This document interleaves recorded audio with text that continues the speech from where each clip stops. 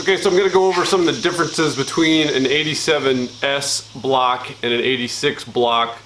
The three main differences are the OPRV, oil pressure relief valve, the balance shaft covers, and the studs for the timing belt tensioner that came on.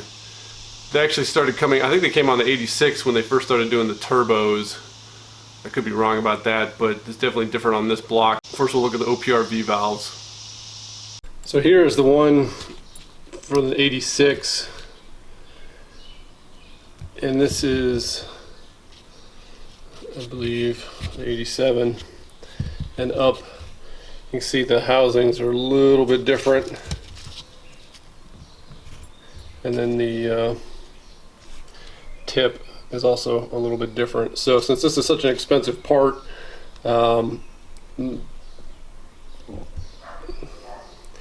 86 was basically brand new, so I'm hoping I can turn around and sell that and get some of the money back for the block. The block is super clean. I already started cleaning up this side, and I'm going to finish that. So I was using some green scratch pad and brake clean, but the problem with the brake clean is it evaporates so fast. Some of this gunk on here, you can definitely feel it, and I wasn't even 100% sure the green scratch pad was good for it, but I watched some other videos and that's what some other people were using. Recommended the WD-40 as well. So this block is really clean. I got the crank back from machine shop and the flywheel, so I can put the crank in, the crank girdle on. I need to measure all the rod bearing clearances. I have the rods, and I'm waiting for the pistons from Lindsay Racing. Here is the old balance shaft covers and a new one. So the balance shafts themselves are the same. There's a couple differences. So there's a pre-86 cover, an 86 cover, and 87 and up cover. And the 86 is a sort of an oddball year anyway. Lots of differences on that car. The 85 and a half and the 86.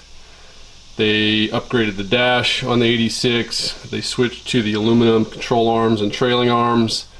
But the 86 retains the early offset, so even though it's upgraded suspension, it's still the early offset. So when you're looking at wheels, you need to know the difference between the 23.3 millimeter offset and the 52 millimeter offset. So on these covers, the early, I don't have an early cover, but two differences. They added bolts here. There were one, instead of 4 bolts, there are 2 studs that come up, and the cover rests on the stud.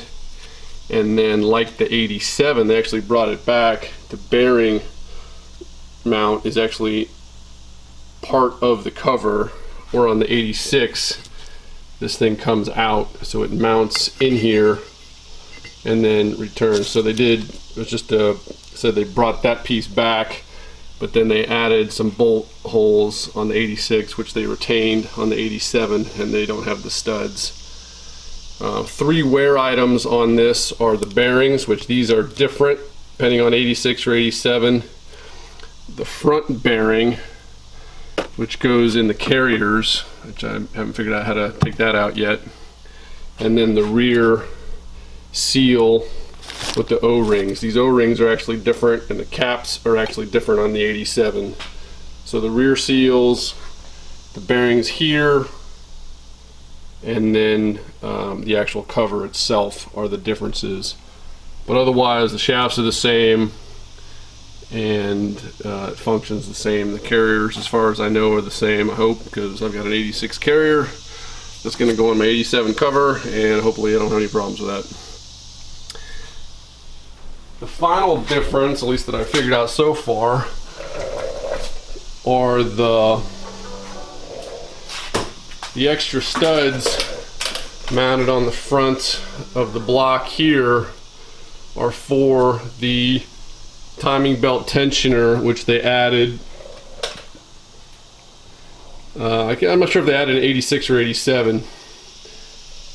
So it mounts like this, but there's a reason the oil pump assembly kit is different between an 86 and an 87. The 86s have a stud, whereas the 87 has a bolt. So this is an 87S block and it came with a stud, so my assumption is they must have decided to not run with a tensioner, because the reason they switched it is because that stud is now in the way. The stud previously would have held this roller, and now the roller is mounted on the tensioner itself. So if you try to put it on here, the stud is in the way. So I can either remove the timing belt tensioner studs and run without the tensioner, or I need to take this stud out and replace it with the bolt that is now will be out of the way, and then I can run the tensioner in its place. So it's probably what I'm going to do, since they added the tensioners for a reason. It should be better with them. There's two different types of tensioners. This is one from a turbo. It's an aluminum. The normal one is a steel one, so this is going to be a little bit lighter. As you, I don't know if you can see the casting, but it says 92 on there, so it's actually for a pretty late model car. It's a part number right there. I got a pretty good deal on this on eBay. As you can see, I've upgraded my alternator pulley, or should be alternator pulley. It's a little bit smaller, and it's also it's aluminum, so it's not going to rust like the old one. And then I'll be removing I won't be running the power steering, so the power steering pulley won't be on there at all. But we're ready to put balance shaft covers on, water pump on, oil pan is cleaned up, ready to put that on, so stay tuned for those videos.